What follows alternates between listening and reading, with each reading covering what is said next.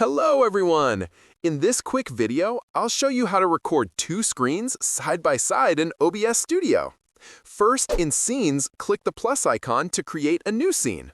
Then, in Sources, click plus and choose Display Capture. Select your first monitor and hit OK. Repeat the same steps to add your second monitor as another display capture. Next, go to Settings, Arrow, Video. Under Base Canvas Resolution, set the width to the total of both screens. For example, two 1P monitors would be 3,840 by 80. Click Apply. Then go to Output and make sure Rescale Output is unchecked. Now, arrange your two displays side by side on the canvas and hit Start Recording. That's it! You're now recording two screens at once in OBS Studio. Don't forget to like, comment, and subscribe for more OBS tips.